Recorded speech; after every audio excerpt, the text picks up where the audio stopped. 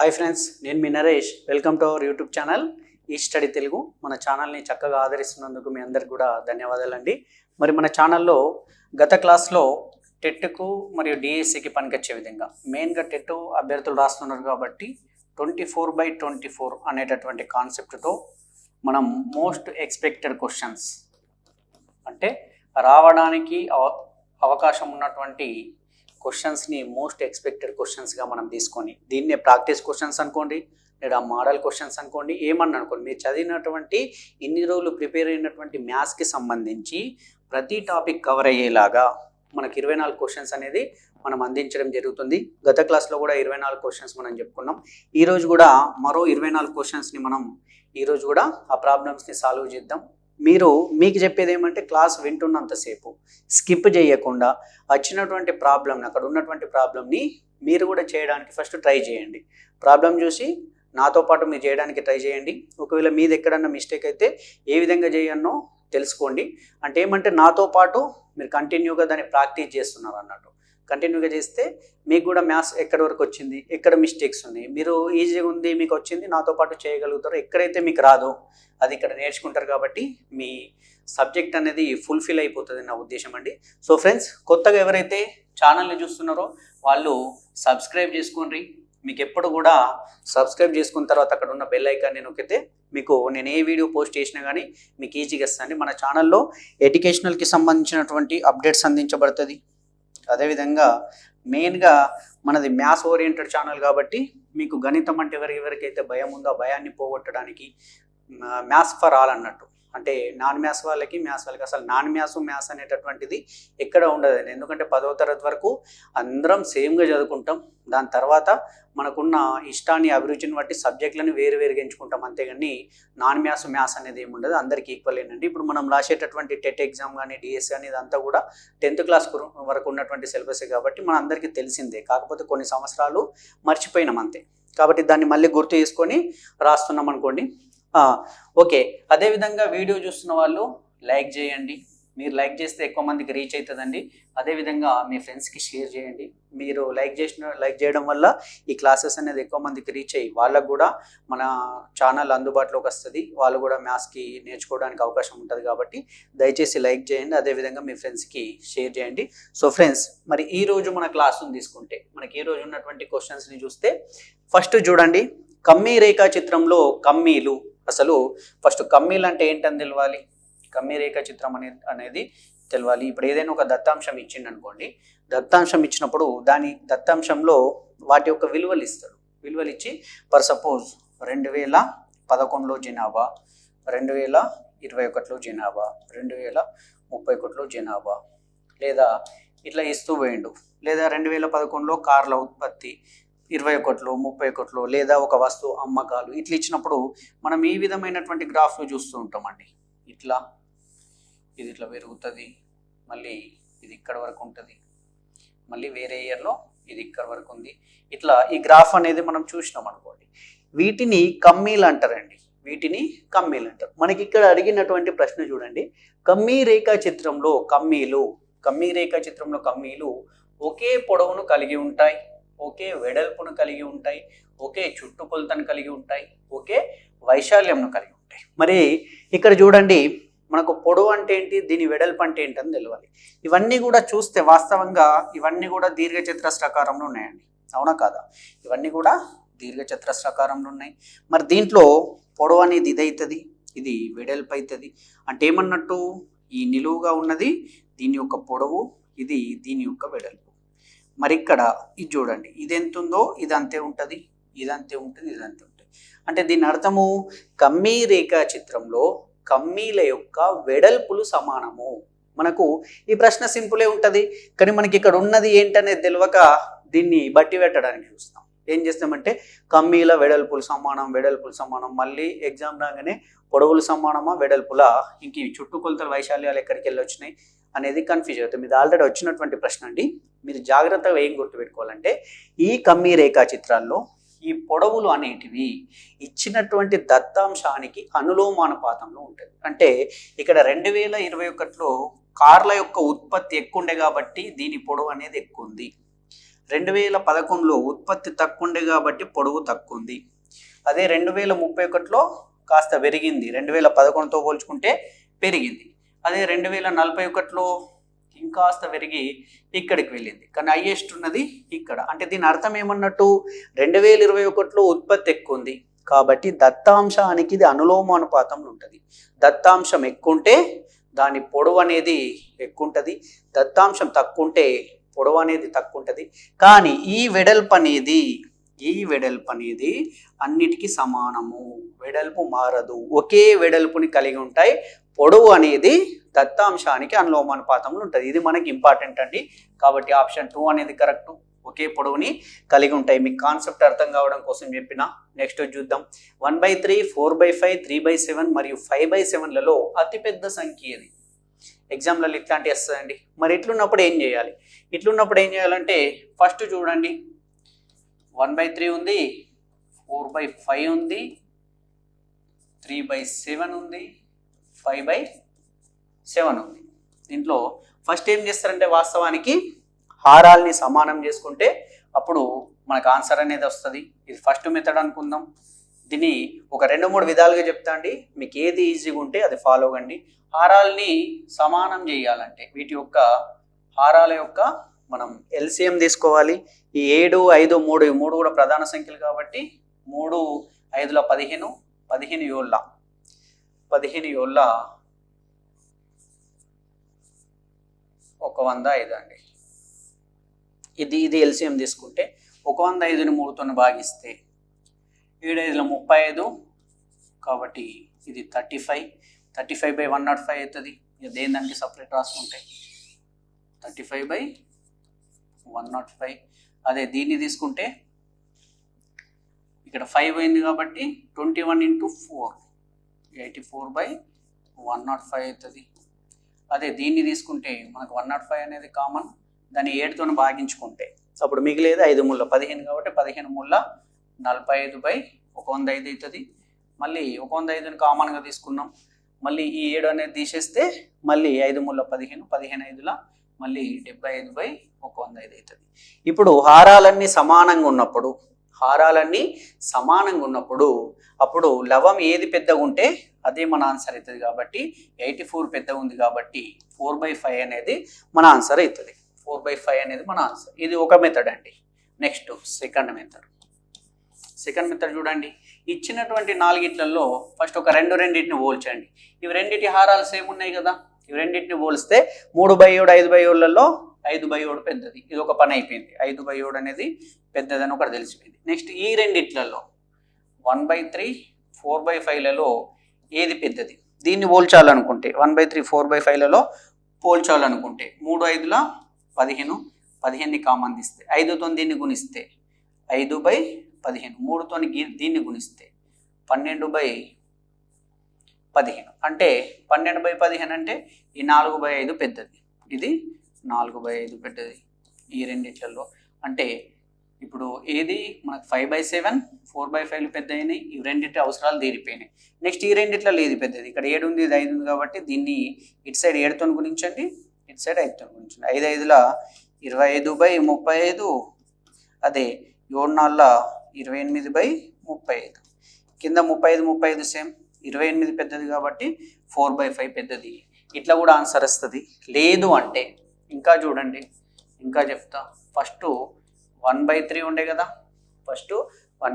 కదా, జాగ్రత్తగా వినండి. ఇక్కడ నేను పైన 10 పెట్టుకున్నా. 10 పెట్టుకొని ఈ కిందున్న డినామినేటర్కి ఈ పైన దానికి మధ్యలో ఉన్నటువంటి డిఫరెన్స్ చూస్తున్నా నేను. ఇక్కడ 10 తీసుకున్నా, ఎందుకంటే ప్రతి దానికి 0 యాడ్ చేసుకుంటున్నా. యాడ్ చేసుకొని మనం ఈ రెండింటికి డిఫరెన్స్ చూస్తే అది 2 అండి. అదే నెక్స్ట్ ఏముంది 4/5. నేను దీన్ని 40 అని రాసుకున్నా. ఈ 5కి 4 ఉన్నటువంటి డిఫరెన్స్ 1 అండి. అదే నెక్స్ట్ 3/7, దీన్ని 30 అని రాసుకున్నా. ఈ 7కి 3కి ఉన్నటువంటి డిఫరెన్స్ 4 అండి. అదే నెక్స్ట్ 5/7, దీన్ని 50 అని రాసుకున్నా. ఈ 7కి 5కి ఉన్నటువంటి డిఫరెన్స్ 2 అండి. ఇప్పుడు మనం కనుక్కోవచ్చు కదా, 2 1ల 2 5లో 1 1ల 1 40లో మళ్ళీ 4 4 28.25. మళ్ళీ 2 25లో. ఇప్పుడు చూడండి 5 40 7.25 25, దీంట్లో అన్నిటికంటే పెద్దది 40 కదా, కాబట్టి 4/5 అనేది మనకు ఆన్సర్. లేదు దీనికి 10/3 40/5 30/7 50/7 అట్లా వేసుకున్నా కానీ మనకు ఆన్సర్ వస్తుందండి. మీకు ఏ మెథడ్ నచ్చితే ఆ మెథడ్ని ఫాలో అవ్వండి. నాకు తెలిసిన మట్టుకు ఈ మెథడ్ అనేది కాస్త ఈజీగా ఉంటుందండి, ఎందుకంటే ఈ 10 రాసుకొని వీటి యొక్క డిఫరెన్స్ని కింద రాసుకుంటూ పోతే మనకు ఆన్సర్లు పైన ఏది ఎక్కువ వస్తే అదే ఆన్సర్ అవుతుంది కాబట్టి. సో ఫ్రెండ్స్, ఇది దీనికి సంబంధించి ఇట్లాంటిది ఎగ్జామ్లో కంపల్సరీ వచ్చేటటువంటి అవకాశం ఉంటుంది. పేపర్ 1లో కానీ 2లో కానీ ఇట్లా ఇచ్చి దీంట్లో పెద్ద సంఖ్య ఏదన్నా అడుగుతాడు, లేదా చిన్నది ఏదన్నా అడుగుతాడు, లేదా ఇదే ఇచ్చి ఆరోహణ క్రమంలో అమర్చండి అంటే చిన్న నుంచి పెద్ద వరకు. దీంట్లో అన్నిటికంటే తక్కువ వాల్యూ దీనికి ఉంది కదా, కాబట్టి 1/3. నెక్స్ట్ దీని తర్వాత 7.25 కదా, కాబట్టి 3/7. నెక్స్ట్ 5/7. నెక్స్ట్ 4/5. ఇది ఆరోహణ క్రమం అవుతుందండి, అసెండింగ్ ఆర్డర్ ఆరోహణ క్రమం. అదే అవరోహణ అంటే అటు నుండి ఇటు రాసుకుంటూ రావాలి. 4/5, 5/7, 3/7, 1/3. ఇది అవరోహణ క్రమం అవుతుంది. లేదంటే ఇంకా మ్యాథ్స్ సెక్షన్ వాళ్ళు దీన్ని ఇట్లా కూడా చేయొచ్చు అండి. 1/3 3 తోటి భాగిస్తే 0.3, 10 కదా 0.33 ఫస్ట్ది. అదే 4/5 చేస్తే 0.8. అదే 3/7 చేస్తే ఇది 0 పాయింట్ పెట్టుకుంటే 30, 3 7 4 28 0.4 సంథింగ్ వస్తుందండి. అదే 5/7 చేస్తే 0 పెట్టుకుంటే 50, 7 7 జా 49. ఇప్పుడు ఇది చూడండి 0.3, 0.4, 0.7, 0.8. పాయింట్ తర్వాత 8 పెద్దది కదా, అట్లా కూడా మనకు 4/5 అనేది పెద్దది. మనకు నాన్ మ్యాథ్స్ అయినా పెద్ద డిఫరెన్స్ ఏం లేదండి. తెలుసా, ఫస్ట్ కాన్సెప్ట్ తెలిస్తే ఆన్సర్ ఈజీగా వస్తుంది. ఇదే ప్రశ్న ఆరోహణ అంటే చిన్న నుంచి పెద్ద వరకు, అవరోహణ నుంచి పెద్ద నుంచి చిన్న వరకు ఇట్లా ఉంటుందండి. కొన్నిసార్లు మైనస్లు ఇస్తాడు. మైనస్లు ఇచ్చినప్పుడు తక్కువగా లవం దేనికైతే తక్కువ ఉంటుందో ఆ విలువ ఎక్కువైపోతుంది. ఇప్పుడు ఇవన్నిటికీ మైనస్లు ఉంటే అప్పుడు 1/3 పెద్ద విలువ అవుతుంది మనకు మైనస్లలో ఉంటాయి. రైట్, నెక్స్ట్ చూద్దాం. 9342 అనే సంఖ్య 4చే నిశ్శేషంగా భాగించబడాలంటే దాని నుండి తీసివేయవలసిన అతి చిన్న అండి, ఇది అతి చిన్న సంఖ్య. రైట్, మనకు 9342 అనేది 4 తోటి నిశ్శేషంగా భాగించబడాలంటే చివరి 2 అంకెలతో ఏర్పడేటటువంటి సంఖ్య 4తోని నిశ్శేషంగా భాగించబడాలి. దీనికి కలపవలసిందని లేడండి, తీసివేయవలసిందన్నాడు. ఒకవేళ ఇక్కడ 42 ఉంది, ఇక్కడ 40 ఉంటేనే 4 ఎక్కంలో పోతుంది. 4 0 ఉంటాయి, 4 2 ఉంటే 2 శేషం మిగిలిపోతుంది. కాబట్టి దీన్ని 4తో భాగిస్తే 4 10లో 40, 2 శేషం మిగిలిందిగా. దీన్ని తీసేస్తే ఇక్కడ 40 ఉండేది. కాబట్టి తీసివేయాల్సినటువంటి సంఖ్య 2. 42 నుంచి 2 తీసేస్తే 40, అప్పుడు అంటే 9340 అనేది మనకు 4 తోటి డివైడ్ అవుతుంది. ఎందుకు 4 యొక్క భాజనీయత సూత్రం తీసుకుంటే చివరి 2 అంకెలతో ఏర్పడే సంఖ్య 4తో భాగించబడితే ఆ మొత్తం సంఖ్య కూడా 4తో భాగించబడుతుంది. అందుకే 44తో భాగించబడితే ఇది మొత్తం కూడా భాగించబడుతుంది. కాబట్టి ఆప్షన్ 1 అనేది మనకు కరెక్ట్ ఆన్సర్. నెక్స్ట్ 13 మంది విద్యార్థులు మరియు ఒక ఉపాధ్యాయుని వయస్సుల సగటు 19 సంవత్సరాలు. వారి నుండి ఉపాధ్యాయుడు బయటకు వెళ్ళిపోగా సగటు 2 సంవత్సరాలు తగ్గెను. అయినా ఉపాధ్యాయుడి వయసు ఎంత? దీన్ని కూడా 2 మెథడ్లో చెప్పచ్చండి. వాస్తవంగా 13 మంది విద్యార్థులు ఒక ఉపాధ్యాయుడు కలిస్తే సగటు వయసు 19 అన్నాడు. అంటే 13 మంది ఒక ఉపాధ్యాయుడు కలిసి 14 మంది యొక్క సగటు వయసు 19 అయితే వీరి వయసులో మొత్తం 19 × 14, 19 × 10 వేస్తే 190, 19 × 76, కాబట్టి 236 అండి. అదే నెక్స్ట్ వారి నుండి ఉపాధ్యాయుడు బయటకు వెళ్ళిపోయాడు. ఈ 14 మంది నుంచి ఉపాధ్యాయుడు బయటకు వెళ్ళి ఇప్పుడు మిగిలింది 13 మంది. వారి సగటు వయసు 2 సంవత్సరాలు తగ్గింది. అంటే 19 ఉన్న సగటు వయసు తగ్గి 17 సంవత్సరాలు అయింది. మిగిలిన వాళ్ళు 13 అండి. ఇక్కడ 14 తీసుకోవద్దు, ఎందుకంటే ఉపాధ్యాయుడు బయటకు వెళ్ళిపోయాడు. ఒక ఉపాధ్యాయుడు వెళ్ళిపోయింది కాబట్టి -1. 13 మంది వీరి ఉపాధ్యాయుడు వెళ్ళిపోవడం వల్ల సగటు అనేది 19 నుంచి 2 తగ్గింది. 19 నుంచి 2 తగ్గి 17 అయింది. 17 10ల 170, 17 3ల 51, కాబట్టి 221. ఇప్పుడు ఈ డిఫరెన్స్ ఏదైతే వచ్చిందో ఇది వెళ్ళిపోయినటువంటి ఉపాధ్యాయుడితోటే కదా. వెళ్ళిపోయినటువంటి ఉపాధ్యాయుడితోటే కాబట్టి 130 సారీ అండి 17 10లో 170 51 221 13 మంది 14 మంది ఉంటే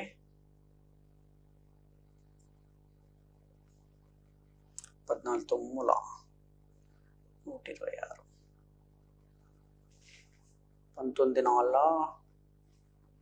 9 7 16 సారీ అండి ఇక్కడ 266 కదా 266 అండి మనం ఇక్కడ 266 9 7 16 13 అనుకున్నా సారీ ఓకే 14 × 19 266 13 × 17 221 ఎందుకంటే ఆప్షన్లలో కనిపిస్తలేదు చూస్తున్నా మనకి ఈ డిఫరెన్సే వెళ్ళినటువంటి ఉపాధ్యాయుడు అండి ఇది 5 6 నుంచి 1 పోతే 6 నుంచి 2 పోతే 4 ఇది 0 అంటే ఆ ఉపాధ్యాయుడి యొక్క వయసు 45 ఇయర్స్ అంటే ఆ ఉపాధ్యాయుడి యొక్క వయసు 45 సంవత్సరాలు గల ఉపాధ్యాయుడు వెళ్ళిపోయింది కాబట్టి మిగిలినటువంటి వాళ్ళ యొక్క సగటు అనేది 2 తగ్గింది 17కి వచ్చిందని అదే దీన్ని ఇంకో మెథడ్లో ఎట్లా చేయాలంటే ఫస్ట్ చూడండి 13 + 1 14 మంది ఉన్నారు అది మనకు అనవసరం వాళ్ళందరి యొక్క సగటు 19 సంవత్సరాలు ఇప్పుడు ఈ 14 మందిలకి వెళ్ళి కరెక్ట్ 19 సంవత్సరాలే ఉన్నటువంటి 19 సంవత్సరాలు ఉన్నటువంటి ఒక విద్యార్థి వెళ్ళిపోతే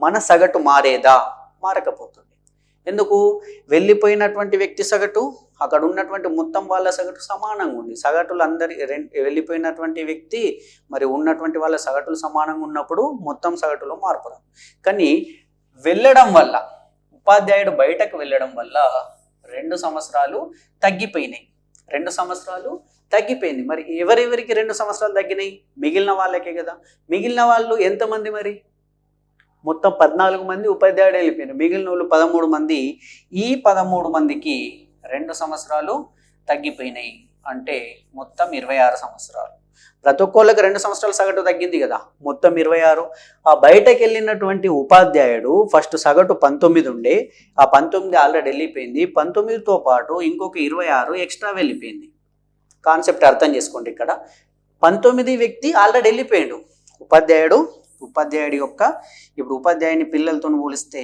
ఇతను మొత్తం వయసు ఎంతో కొంత ఉందండి టోటల్ వయసు దీంట్లోకి ఒకవేళ ఇతను కూడా 19 అయితే వయసు మారకపోతుండే అంటే ఈ 19 ఆల్రెడీ వెళ్ళిపోయాడు ఆ 19 వయసే ఉపాధ్యాయుడికి ఉంటే సేమ్ పిల్లలతో సమానమైనటువంటి వయసు ఉంటే అప్పుడు ఈ సగటు మారకపోతుండే అంటే ఉంటుండే కానీ 19 కంటే కొద్దిగా ఎక్కువ ఉంది ఎంతో కొంత ప్లస్ ఉంది ఈ ప్లస్ వెళ్ళడం వల్ల వాళ్ళ సగటు తగ్గింది ఈ ప్లస్సే ఈ 26 ఎందుకు ఈ 26 అవుతుంది ఇతను వెళ్ళడం వల్లనే కదా 26 సంవత్సరాలు పిల్లలందరినీ కలిపితే ప్రతి ఒక్కళ్ళకి 2 సంవత్సరాల చొప్పున 26 తగ్గింది అతను వెళ్ళడం వల్ల 19 సగటు వెళ్ళిపోయింది ఒక సగటు అదేవిధంగా 26 సంవత్సరాలు కూడా కాబట్టి 2 కలిపితే 45 సంవత్సరాలు అతని యొక్క వయసు కాన్సెప్ట్ని అర్థం చేసుకోండి ఇక్కడ ఆ ఉపాధ్యాయుడి యొక్క వయసు 45 ఇయర్స్ ఆప్షన్ 2 అనేది మనకు కరెక్ట్ ఆన్సర్ అండి రైట్ నెక్స్ట్ చూద్దాం 4 of a plus b whole square minus 9 of a minus b whole square యొక్క ఒక కారణాంకం ఏది అని అడిగిండండి చాలా మంచి ప్రశ్న అండి చూద్దాం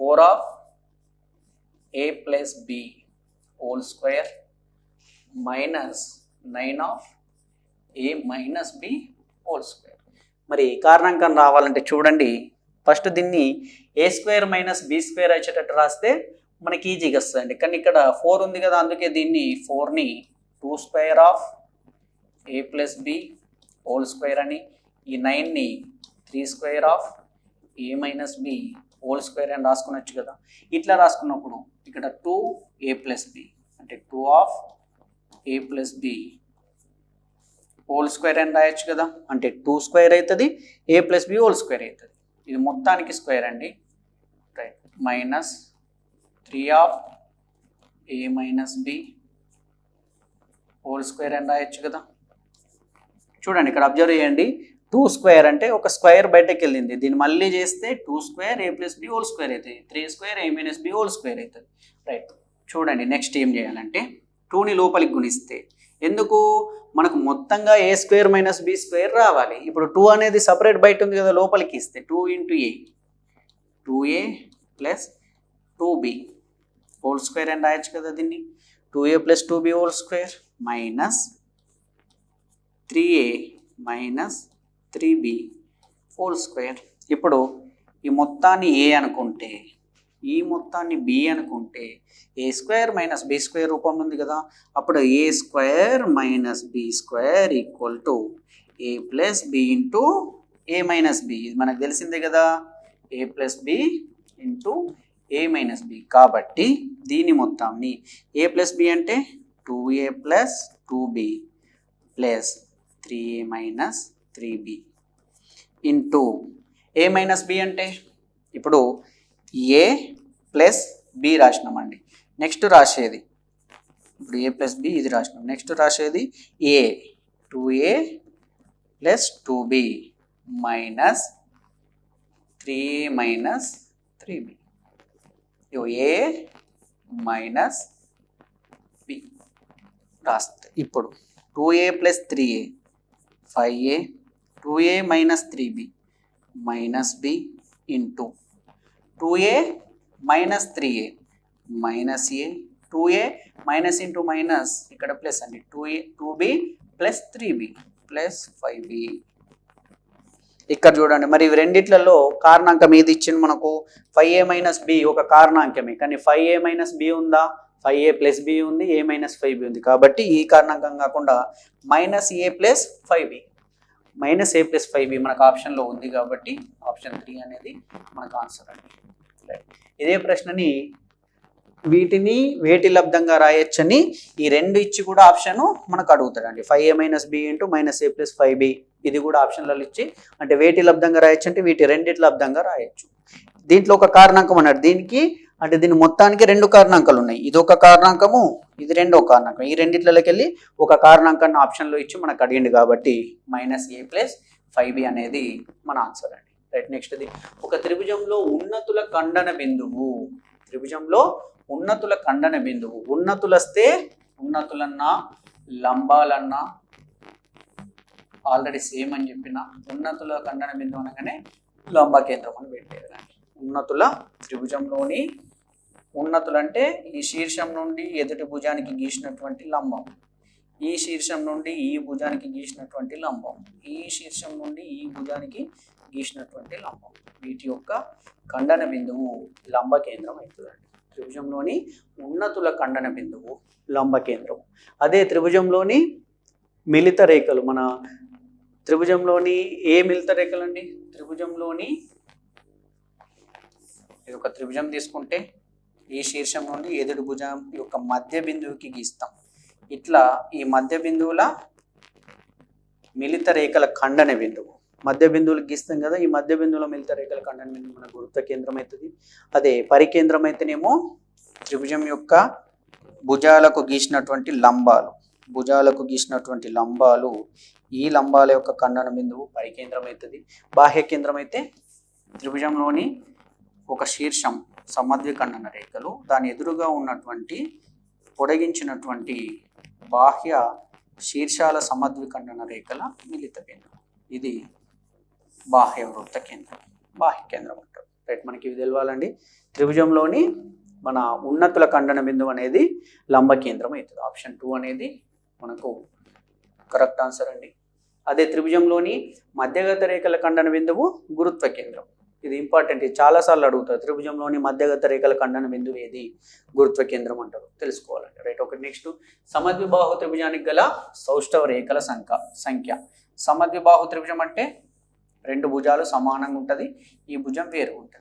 దీనికి గీయగల సౌష్ఠవ రేఖ ఒకటేనండి, ఇట్లనే గీయగలం. ఇట్లున్నప్పుడే ఇటు సైడ్ పార్టు ఇటు సైడ్ పార్టు సమానం వచ్చేటట్టు మనం గీయగలం. వేరే ఎక్కడి నుండి గీసినా కానీ సమానంగా రాదు, ఇది ఒకటే ఆప్షన్ ఉంటుంది. కాబట్టి సమద్విబాహు త్రిభుజానికి గల సౌష్ఠవ రేఖల సంఖ్య 1. ఆల్రెడీ ఇది డీటెయిల్గా చెప్పడం జరిగింది మన ప్రీవియస్ క్లాస్లో.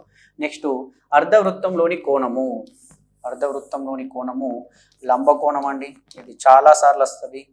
డైరెక్ట్ ఇది గుర్తుపెట్టుకోవాలి. అర్ధవృత్తంలోని కోణము లంబకోణము అంటే 90 degrees. అర్ధవృత్తంలో ఏర్పడేటటువంటి కోణము 90 degrees. ఒక త్రిభుజంలోని కోణాల నిష్పత్తి 1:2:3 అయినా వాటి ఎదుటి భుజాల నిష్పత్తి అంటే త్రిభుజంలోని కోణాలు 1:2:3 అయితే అది లంబకోణం అవుతుందని. అంటే ఇక్కడ ఇది 3, ఇది 2, ఇది 1 ఉండేటట్టు మనకు, లేదా ఇది 1 2 ఉన్న ఒక లంబకోణం ఏర్పడేటట్టు ఇది ఉంటుంది. అంటే ఇది 90 డిగ్రీస్, ఇది 60 డిగ్రీస్, ఇది 30 డిగ్రీస్ ఉండేటట్టు. వీటికి ఎదురుగా ఉన్నటువంటి భుజాల నిష్పత్తి ఆల్రెడీ మీకు చాలాసార్లు చెప్పిన మన క్లాస్లో, ఇది ఇంపార్టెంట్ అని చెప్పేసి 1:2:3 నిష్పత్తిలో త్రిభుజంలోని కోణాలు ఉంటే ఎదురుగా ఉండేటటువంటి భుజాల నిష్పత్తి 1:√3:2.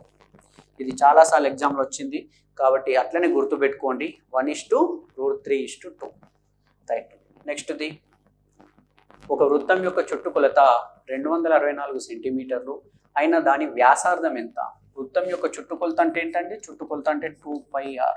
ఇది వృత్తం అయితే దీని చుట్టుకొలత ఇక్కడ నుండి స్టార్ట్ అయ్యి ఇటు ఒక చుట్టూ తిరిగి ఇక్కడికి వస్తే దీన్ని చుట్టుకొలత అంటారు, పెరిమీటర్. అది 2πr. దీని విలువనట 264. అదే 2 × π విలువ 22/7 × r = 264. ఇప్పుడు r కనుక్కోమన్నాడు మనకు. ఇప్పుడు ఇది చూడండి, దెన్ r = 264 × 7 / 22 × 200. రైట్. ఇది చూద్దాం. 11 రెంట్లో 22, 4 మిగిలింది, 11 44, 2 1లో 2 12లో 2 1లో 2 6లో 6 వల్ల 42 కాబట్టి దాని యొక్క వ్యాసార్థం 42 సెంటీమీటర్లు. వ్యాసార్థం 42 సెంటీమీటర్లు. రైట్. నెక్స్ట్ చూద్దాం. 15 సంవత్సరాల తర్వాత హేమ వయసు ఆమె ప్రస్తుత వయసుకు 4 రెట్లు అగును. అయినా ఆమె ప్రస్తుత వయసు ఎంత? ఒకసారి చూడండి. ఈమె యొక్క ప్రస్తుత వయసు ఇక్కడ ఉందనుకుందాం. 15 సంవత్సరాల తర్వాత ప్లస్ 15 ఇయర్స్. ఈమె యొక్క వయసు అనేది ఈమె ప్రస్తుత వయసుకు, ప్రస్తుతం ఉన్నటువంటి వయసుకి 4 టైమ్స్ అవుతుందట, ఇంటూ 4. ఇక్కడ ప్రస్తుత వయసు ఎంతైతే ఉందో ఈమెకు 15 సంవత్సరాల తర్వాత ఈ ప్రస్తుత వయసు ఎంత అవుతుందో 4 దీనికి 4 రెట్లు వేసినా కానీ అంత అవుతుంది అన్నట్టు. అంటే ఇక్కడ ఏది ఉంటే దీనికి సూటబుల్ అవుతుంది. సపోజ్ చూడండి, ఈమె యొక్క ప్రస్తుత వయసు ఎక్స్ అనుకుంటే, అంటే దీని అర్థం x + 15 = 4x. అంటే ఈమె యొక్క ప్రస్తుత వయసు 15 సంవత్సరాల తర్వాత ఈ ప్రస్తుత వయసుకు 4 రెట్లు అగును. ఈమె యొక్క 15 సంవత్సరాల తర్వాత ఈమె వయసు ప్రస్తుత వయసుకు 4 రెట్లు అగును. దెన్ ఈ x అటు వెళ్తే 4x - x కాబట్టి 3x = 15. దెన్ x = 3 5లో 15 కాబట్టి x = 5 అండి. ఆమె ప్రస్తుత వయసు 5 సంవత్సరాలు. అంటే ఇక్కడ చూడండి, ప్రస్తుత వయసు 5 సంవత్సరాలు అయితే ఒకసారి ప్రూఫ్ చూద్దాం. 5 + 15 20. ఇదే 5 4లో కూడా 20. ఆమె ప్రస్తుత వయసు 5 సంవత్సరాలు ఉందండి. రైట్. నెక్స్ట్ చూద్దాం. ఒక త్రిభుజంలో ఒక బాహ్య కోణము 120 డిగ్రీలు మరియు దాని అంతరాభిముఖ కోణాలు 1:5 నిష్పత్తిలో ఉన్న అంతరాభిముఖ కోణాలలో పెద్దది ఇది త్రిభుజం అన్నాడు. త్రిభుజంలో ఈ బాహ్య కోణం అన్నాడు. బయట ఏర్పడినటువంటి కోణం, అవుటర్ యాంగిల్, ఈజ్ 120 డిగ్రీస్. బయట ఏర్పడినటువంటి కోణము 120 డిగ్రీలట. మనకి ఆల్రెడీ ఏం తెలుసు, త్రిభుజంలోని బాహ్య కోణం అనేది అంతర అభిముఖ కోణాల మొత్తానికి సమానము. ఇక్కడ ఏర్పడే కోణాల మొత్తానికి సమానము. అయితే ఒకసారి ఇక్కడ చూడండి, ఈ పార్ట్ను అబ్జర్వ్ చేస్తే ఇది 120 ఉన్నంటే ఈ లోపల ఉన్నటువంటి ఈ పార్ట్ 60 డిగ్రీస్ ఉంటుందండి. 60 డిగ్రీస్ ఉంటుంది. ఎందుకు? ఇక్కడ ఏర్పడేటటువంటి ఈ కోణము సరళ కోణం కాబట్టి సరళ కోణంకి వెళ్ళి ఆల్రెడీ 120 ఇటు బయట ఏర్పడింది, ఈ లోపల 60 డిగ్రీస్ ఏర్పడింది. ఇప్పుడు ఆల్రెడీ ఈ కోణం 60 డిగ్రీస్ అని మనకు తెలిసిపోయింది. ఆ కోణం 60 డిగ్రీస్, మిగిలిన రెండు 120 డిగ్రీస్ ఉండాలి. అవి ఏ నిష్పత్తులు ఉన్నాయట? 1:5 నిష్పత్తులు ఉన్నాయి. కాబట్టి 1:5 అంటే మొత్తం 6 భాగాలు. 120ని 6 భాగాలు చేస్తే 20. అంటే ఒక కోణం 20 డిగ్రీలు, ఇంకో కోణం 100 డిగ్రీలు. దీంట్లో మనకి ఏమడిగిండండి? ఆ కోణాలలో పెద్దది ఇది. ఇది 20 భాగాలు ఉన్నాయి, 21 20, ఇది 5 కాబట్టి 25ల 100. ఇప్పుడు చూడండి, ఆ కోణాలు 100 20 60. దీంట్లో పెద్ద కోణం ఏదండి? 100. కాబట్టి 100 అనేది ఆ త్రిభుజంలోని పెద్ద కోణం. ఆప్షన్ 3 అనేది మన కరెక్ట్ ఆన్సర్. నెక్స్ట్ చూద్దాం. 3⁻⁻4ను ఏ సంఖ్యచే గుణించిన లబ్ధం 729 అవుతుంది. 3⁻⁻4ను దేంతోని గుణిస్తే మనకు 729 వస్తుంది.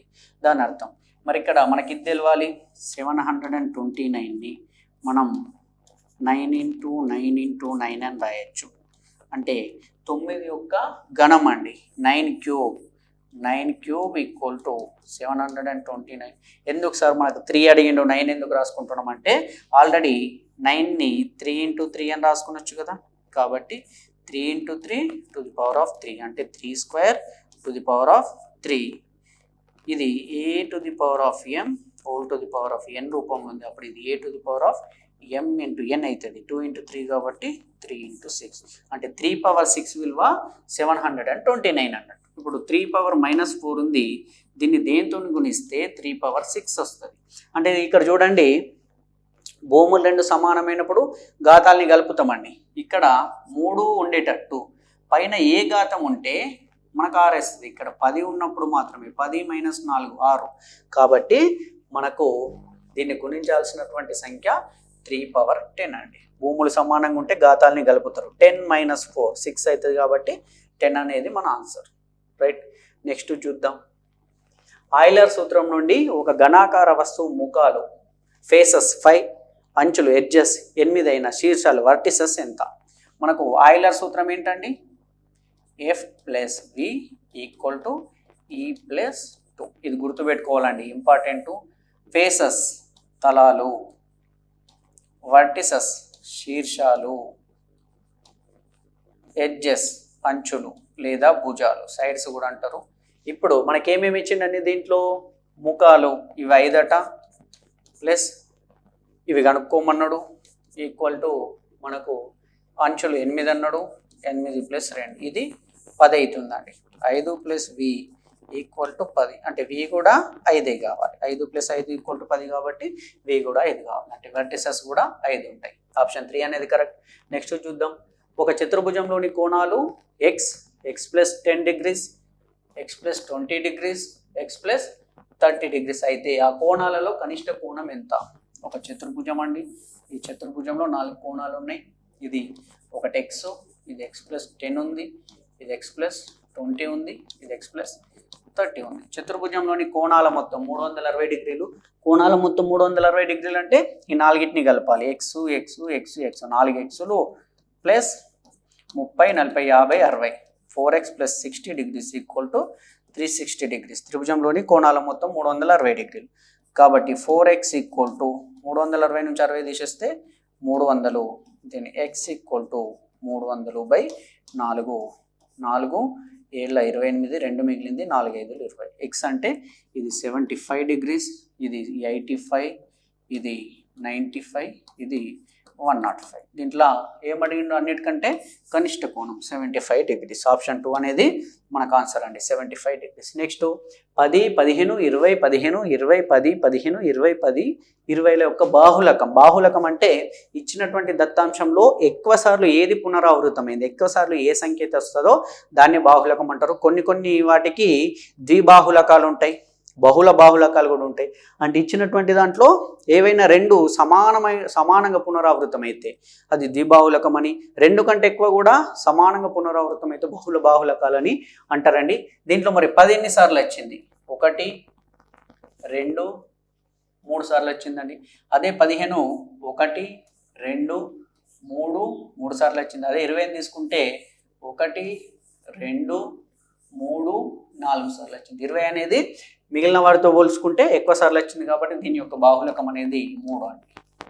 అది 4 సార్లు వచ్చింది కాబట్టి దాని బాహుళకం మన ఆప్షన్ 3. 20 అనేది దాని ఆన్సర్ అండి. నెక్స్ట్ 15 18 x 6 అనుపాతంలో ఉన్నట్లయితే, ప్రపోర్షన్లో ఉన్నట్లయితే x విలువ ఎంత? If 15 18 x 6 is in proportion, then what will be the value of x? మనకు ఇది 15 18 ఇది x, ఇది 6 అంటే దీన్ని ABCD అనుకోండి.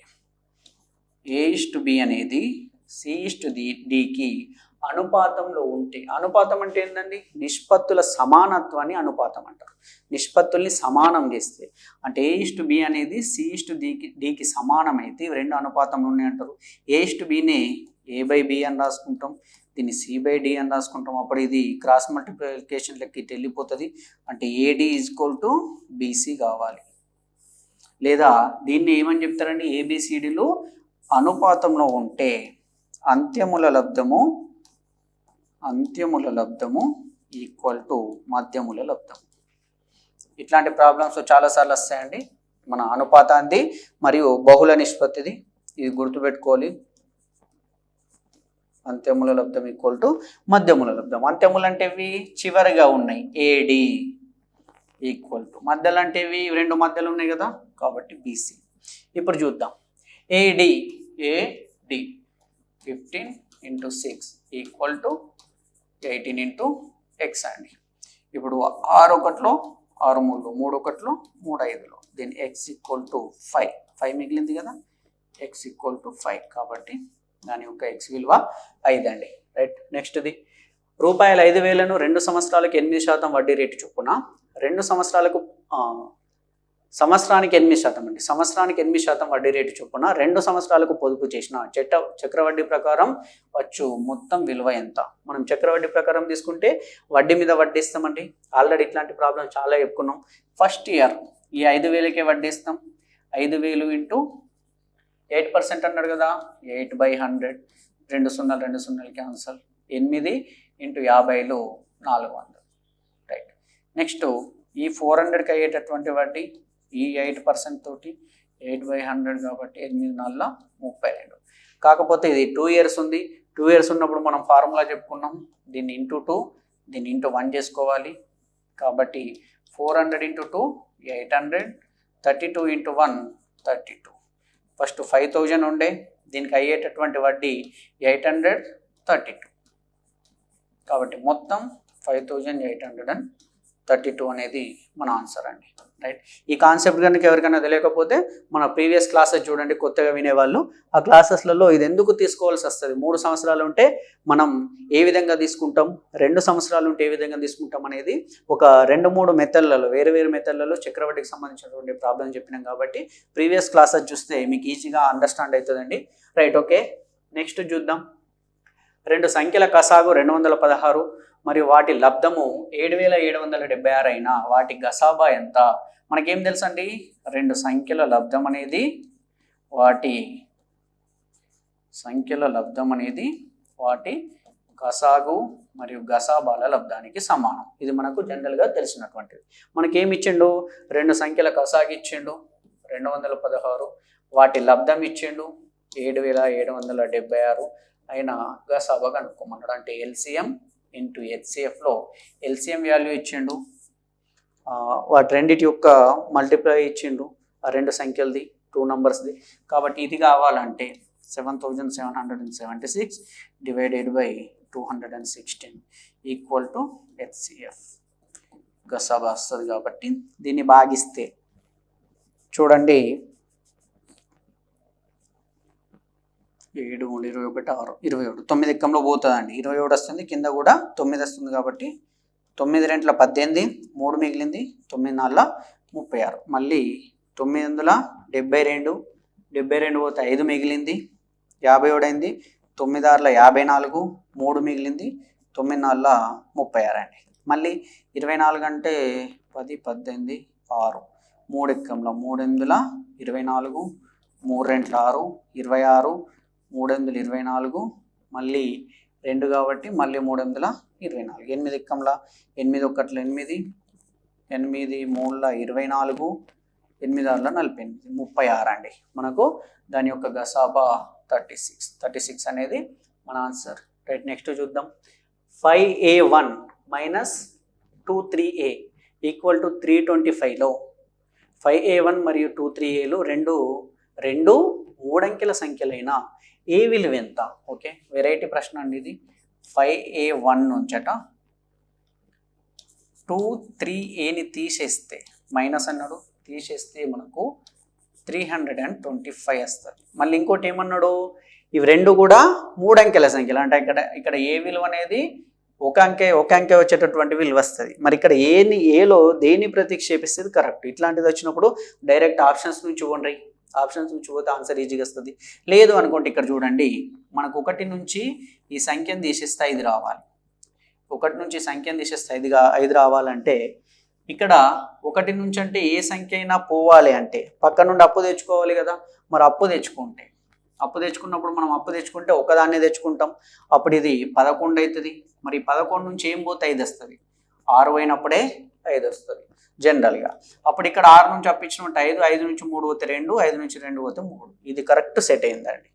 అదే లేదా ఆప్షన్స్ నుంచి చూసినా ఫస్ట్ ఇక్కడ R1 పెట్టుకుంటే ఇక్కడ R1 పెట్టుకుంటే దాని నుంచి కూడా మనకు ఆన్సర్ వస్తుంది. ఓకే ఫ్రెండ్స్, ఆప్షన్ 1 అనేది మనకు కరెక్ట్ ఆన్సర్.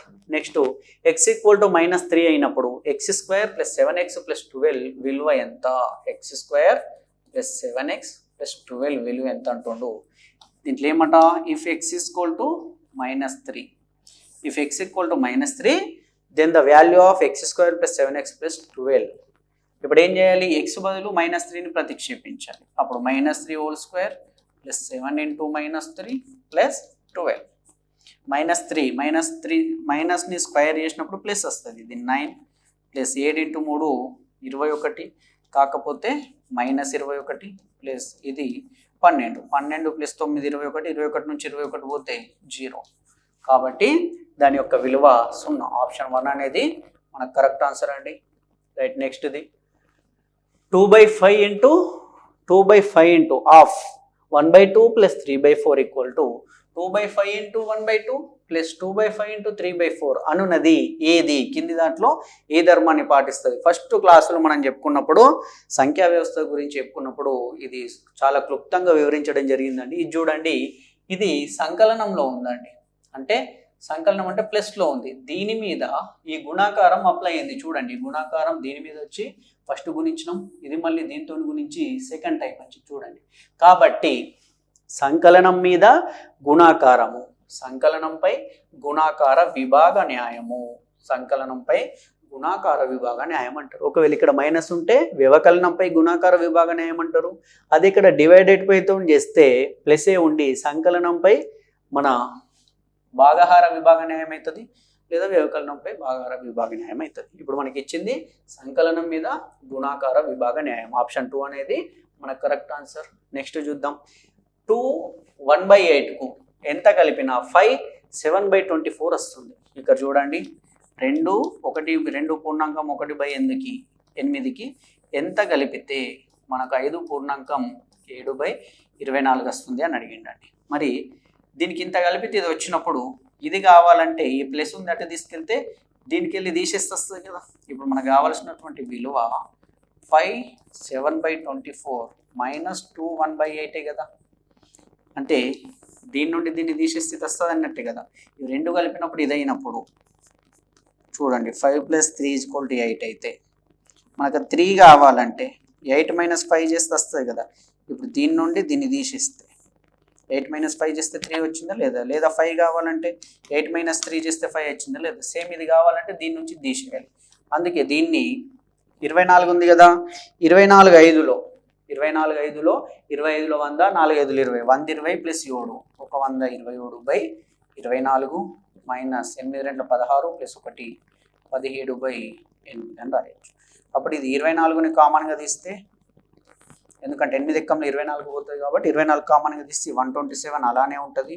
-8 3 24 కాబట్టి 17 × 3 17 3 51 అండి. ఎందుకంటే ఈ 24ని దీంతో భాగించాలి, భాగిస్తే 3 వస్తుంది. దాన్ని పైన దాంతో గుణించుకుంటామండి. మనకి ఇది అందరికీ కామన్గా తెలిసిందే. 127 నుంచి 51 తీసేస్తే 127 - 51 చేస్తే 76 అండి. 70 50 120 76 1 7 76/24 అండి. 76/24. దీన్ని ఇంకెట్లా తీసేయచ్చు చూడండి. 2 ఎక్కంల 2 3 6 2 8 16 2 1 2 2 మళ్ళీ 2 6 2 19. కాబట్టి మనకు 19/6 కానీ అట్లా ఆప్షన్ లేదు.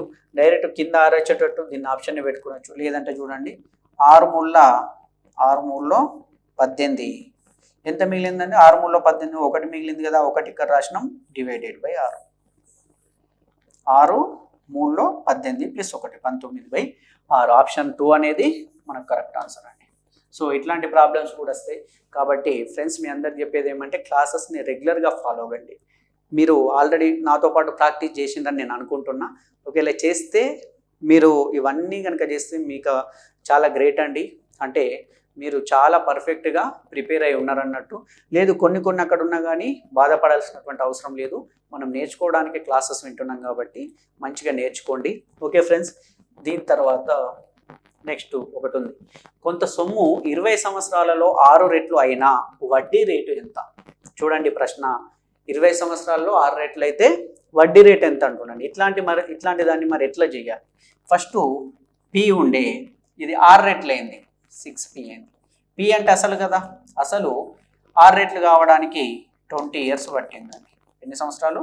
20 ఇయర్స్ పట్టింది. ఇప్పుడు పి అనేది ఎప్పుడన్నా మనకు 100% కదా, ఇది 100%, 6p అంటే 600% అయింది. అంటే ఎంత పర్సెంటేజ్ పెరిగింది? 500% పెరగడానికి నీకు 20 ఇయర్స్ పట్టిందంటే ఒక సంవత్సరం ఎంత పర్సెంటేజ్ పెరిగినట్టు? అదే కదా మనకు కావాల్సినటువంటి వడ్డీ రేటు. 0 క్యాన్సల్, 2 25లో 50 కాబట్టి 25% పెరిగింది.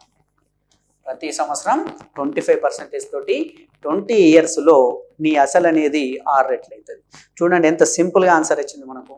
అంటే కొద్దిగా మనం మైండ్ పెట్టి ఆలోచించాలండి, ఏం అడిగిండు అనేది. లేదు అంటే మనం ఏం చేస్తాం, దీనికి సూత్రం వేసుకొని ఏదో చేస్తాం, అదంతా అవసరం లేదండి. కొద్దిగా ఆలోచించండి. మనకి ఇచ్చిండి కొంత సొమ్ము ఏదైనా అది ఎప్పటికైనా మనకు 100%. మన దగ్గర 50 రూపాయలు ఉన్నా, 100 ఉన్నా, 200 ఉన్నా, 316 ఉన్నా, 1927 ఉన్నా, అది ఎంతైనా మనకు 100% ఫస్ట్. దాని మీదనే మనకు లాభశాతము, నష్టశాతము, పర్సంటేజ్, వడ్డీ రేటు ఏదో మనం తీసుకుంటాం. కొంత సొమ్ము 20 సంవత్సరాలలో 6 రెట్లు అయింది. 100 ఉన్నది 600 అయింది. 100 రూపాయలు 600 అయిందంటే 500 రూపాయలు పెరిగింది. ఎన్ని సంవత్సరాలలో పెరిగింది? 20 సంవత్సరాలలో. ఒక సంవత్సరంలో ఎంత పెరిగినట్టు? 25 రూపాయలు. ఇది శాతం కాబట్టి 25%, 25% పెరిగింది. ఆప్షన్ 2 అనేది మనకు కరెక్ట్ ఆన్సర్ అండి. సో ఫ్రెండ్స్, ఇది మనకు టెట్ వాళ్ళకి సంబంధించి మెయిన్గా మీ ప్రాక్టీస్ కోసం 24/24 అని మనం ఈ క్లాసెస్ అనేది చెప్పడం జరుగుతుంది కంటిన్యూగా. నెక్స్ట్ క్లాసెస్లో మరో 24 ప్రశ్నలతో మీ ముందుకు వస్తా. మీరు ఇవన్నిటిని ప్రాక్టీస్ చేస్తే, డైలీ వచ్చేటటువంటి ఇవన్నిటిని ప్రాక్టీస్ చేస్తే మీకు మంచి మార్కులు వస్తాయని నేను అస్యూరెన్స్ అయితే ఇవ్వగలుగుతా ఫ్రెండ్స్. అంటే పేపర్ ఎట్లాంటిది వచ్చినా నేను హార్డ్ది, ఈజీది, మోడరేట్గా ఉన్నది, యావరేజ్గా ఉన్నాయి, అన్ని రకాలైనటువంటి ప్రశ్నలు మీకు ఇవ్వడం జరుగుతుంది. కాబట్టి రెగ్యులర్గా క్లాసెస్ని ఫాలో అవ్వండి. రెగ్యులర్గా ఫాలో అయితే మీకు ఈ విధమైనటువంటి ప్రశ్నలు మీకు ఇవ్వడం జరుగుతుంది. మీరు చదివినటువంటి మొత్తం టాపిక్ అంతా ఒక దగ్గర మీరు ప్రాక్టీస్ చేస్తున్నారు అంటే మీకు ఒక రకంగా ఇది మోడల్ పేపర్ లాగా అండి.